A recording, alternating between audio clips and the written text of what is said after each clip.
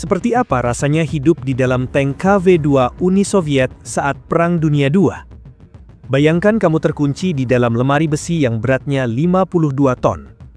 Gelap, panas, bau solar yang bercampur keringat 6 orang yang sudah 2 hari tidak mandi. Di luar, ada satu divisi tank Jerman yang sedang mencoba membunuhmu. Mereka sudah menembakkan setidaknya 12 peluru ke arahmu. Kamu dengar suaranya, satu persatu, seperti seseorang yang memukul pintu rumah dengan palu godam. Tapi tidak ada yang tembus. Plat bajamu merah membara karena panas dari tembakan musuh yang terus memantul. Kamu masih hidup. Kamu bukan invincible. Kamu naik tank yang paling gila, paling cacat, dan mungkin paling gagah yang pernah keluar dari pabrik Soviet, yaitu tank Kliment Voroshilov II, atau biasa dikenal dengan nama KV-2. Dan dalam video ini, kita akan masuk ke dalamnya.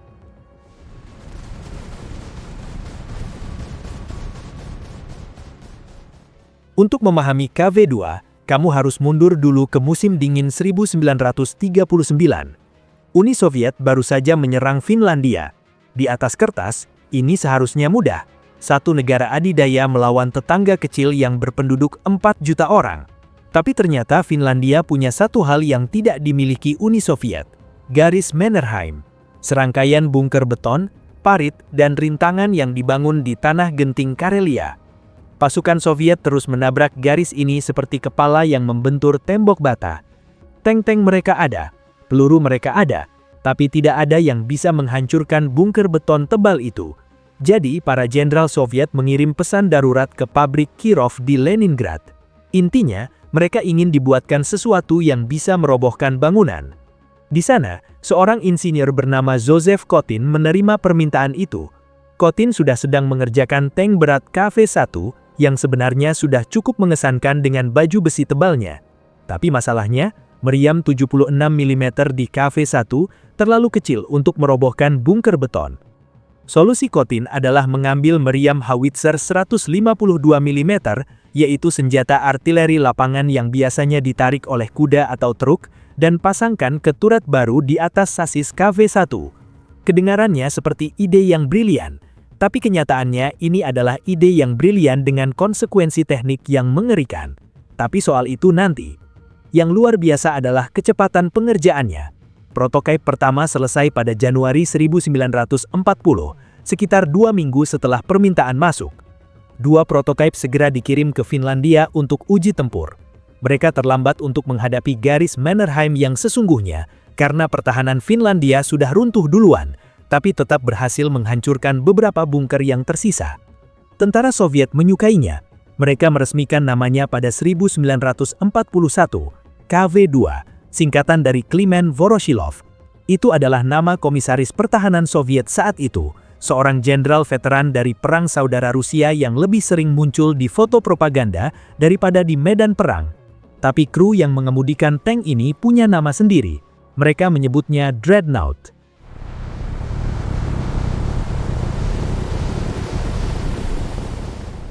Mari kita bicara soal ukuran, karena ini penting untuk kamu bayangkan.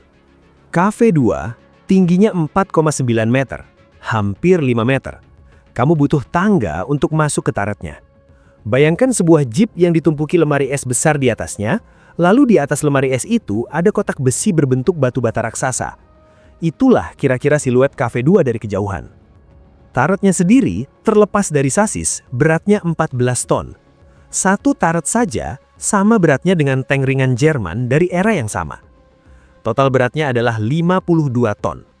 Di tahun 1940, ini adalah salah satu kendaraan darat paling berat yang pernah diproduksi secara massal di dunia. Meriamnya adalah howitzer M10T kaliber 152 mm. Untuk konteks, perlu dipahami bahwa peluru yang ditembakkan panjangnya sekitar 60 cm, berat proyektilnya sekitar 40 kg, dan propelan atau bubuk mesiu untuk menembakkannya dikemas dalam tabung terpisah. Artinya, setiap kali mau menembak, 2 loader harus mengangkat 2 benda berat secara berurutan ke dalam kamar bridge, di ruang yang sempit, di dalam turret yang bergetar.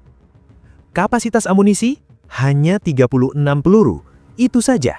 Setelah 36 tembakan, KV-2 praktis hanyalah kotak besi yang sangat mahal. Baju besinya luar biasa untuk zamannya. 75 mm di sisi lambung dan turret, dan 110 mm di bagian depan turret. Untuk perbandingan, meriam 50 mm standar Jerman saat itu, Pak 37 kaliber 37 mm, tidak bisa menembus itu dari jarak berapapun. Meriam 50 mm pun memantul. Peluru yang memantul dari baju besi KV-2 meninggalkan kawah kecil, dan foto-foto era perang menunjukkan turret yang penuh luka parut seperti permukaan bulan. Tapi, tidak ada yang tembus. Di atas kertas, ini adalah dewa perang. Di medan perang yang sesungguhnya, ceritanya jauh lebih rumit.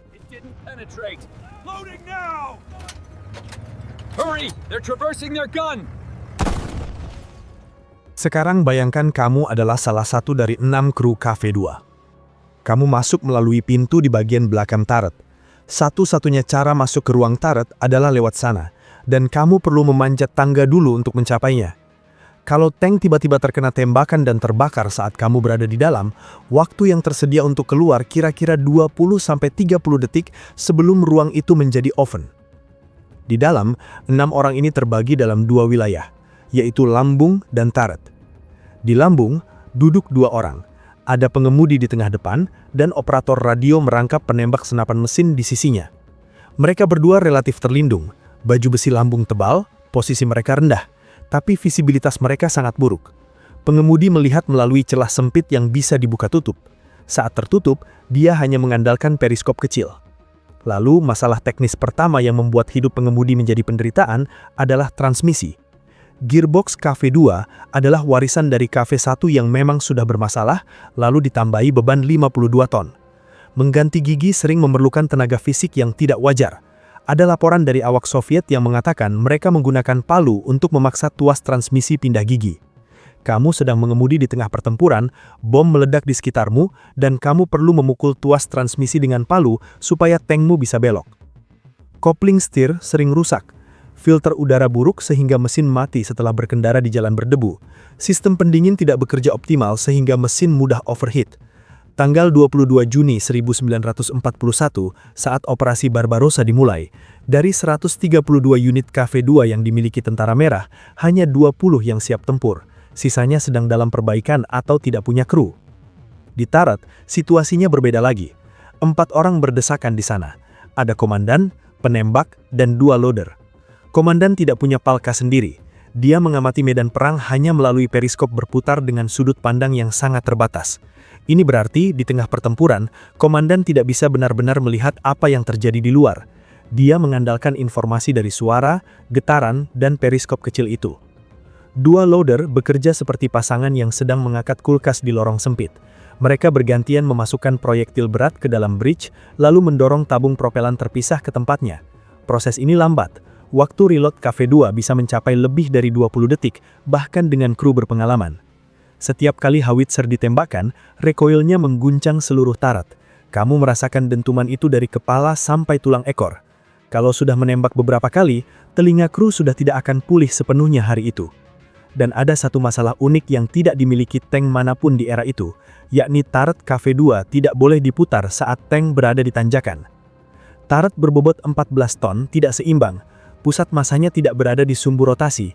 Artinya, di medan yang miring, motor listrik turret KV-2 tidak cukup kuat untuk memutarnya. Dan kalau kamu memaksanya atau menembak ke arah tertentu saat sasis miring, recoil bisa merusak bahkan menghancurkan ring turret secara permanen. Maka KV-2 hanya bisa bertempur efektif di medan yang rata. Di Eropa Timur, dengan segala parit, bukit kecil, dan jalan berlumpur, ini adalah keterbatasan yang sangat nyata.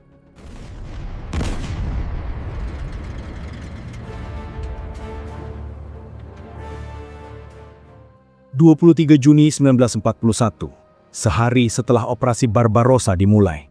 Di Lituania, divisi Panzer ke-6 Wehrmacht sedang bergerak cepat ke timur, melewati kota kecil Raseinai.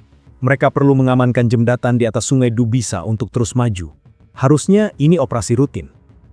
Lalu ada sebuah tank Soviet yang berdiri sendirian di tengah jalan. 1 tank, 6 kru, melawan 1 divisi penuh.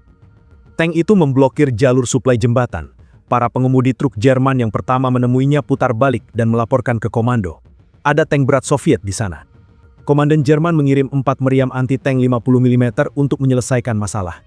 Keempat meriam menembak. Peluru memantul, tank itu berputar, membidik, dan menghancurkan keempat meriam anti-tank sekaligus. Jerman kemudian mencoba menempatkan meriam anti-pesawat 88 mm, satu-satunya senjata yang bisa menembus baju besi KV, di jarak 730 meter di belakang tank. Kru KV melihatnya datang. Mereka menembak sebelum 88 mm sempat terpasang. Meriam itu hancur, krunya gugur. Malam hari, Jerman mengirim insinyur tempur dengan satchel charge untuk meledakkan tank dari dekat. Mereka gagal, meskipun mungkin merusak as roda. Siang berikutnya, Jerman akhirnya berhasil mengepung tank dari dua arah sekaligus dengan dua unit 88 mm. Satu tembus bagian bawah turret. Para insinyur merangkak mendekati tank yang sudah terdiam. Mereka memasukkan granat tangan melalui lubang yang dibuat peluru 88 mm di turret. 2 hari, 1 tank, 6 orang. Ketika Jerman membuka turret, mereka menemukan ke-6 kru tewas di dalam. 3 diantaranya hangus tak bisa diidentifikasi. Dari 3 yang bisa dikenali, baru 2 nama yang berhasil tercatat sejarah. Di antaranya adalah Yershov dan Smirnov. 3 nama lainnya hilang bersama mereka. Komandan Jerman memerintahkan ke-6-nya dikuburkan dengan penghormatan militer penuh. Di Eropa yang sedang terbakar, ini adalah gestur langka, yaitu musuh yang dihormati karena keberaniannya.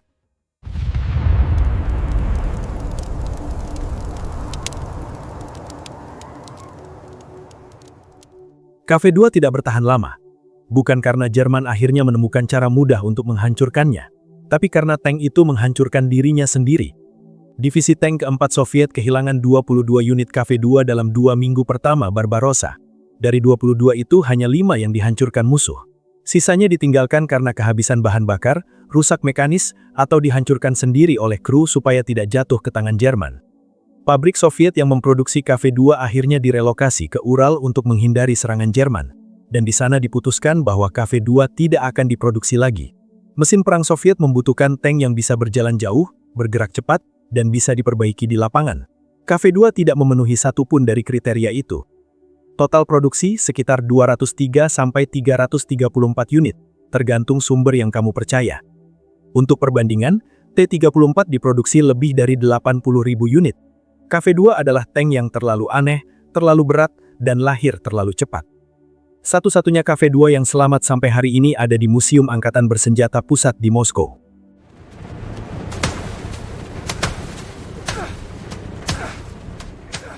Jadi seperti apa rasanya hidup di dalam KV-2? Rasanya seperti hidup di dalam paradoks beroda. Kamu hampir tidak bisa ditembus, tapi bisa mati karena transmisinya rusak di pinggir jalan. Kamu membawa meriam terbesar yang pernah dipasang di tank produksi massal, tapi hanya punya 36 peluru. Turretmu setinggi atap rumah 1 lantai, dan itu justru membuatmu lebih mudah dilihat. Kamu tidak bisa bertempur di tanjakan. Kamu tidak bisa memilih jalan yang melewati jembatan sembarangan. Kamu membutuhkan palu untuk ganti gigi. Tapi di satu momen, di jembatan kecil di Lituania, 6 orang dalam kotak besi yang cacat itu menghentikan 1 divisi penuh Wehrmacht selama 2 hari. Mereka tidak menyerah, mereka tidak lari. Mereka menunggu sampai musuh datang cukup dekat, lalu menembak. KV-2 adalah cermin dari banyak hal yang terjadi di dunia pada 1941. Senjata yang dibuat terburu-buru untuk situasi darurat, dioperasikan oleh manusia yang mengisi celah antara desain yang buruk dan kenyataan yang lebih buruk lagi, dengan keberanian yang tidak pernah sempat dicatat dengan lengkap. 3 nama dari 6 kru itu masih hilang. Tidak ada yang tahu apa yang mereka pikirkan di hari terakhir di dalam turret itu. Tapi kita tahu satu hal, yaitu mereka tidak membuka pintu. Kalau video ini terasa worth it buat kamu, like, share, dan subscribe Kopral Gondrong, supaya cerita-cerita seperti ini terus ada dan tidak ikut hilang.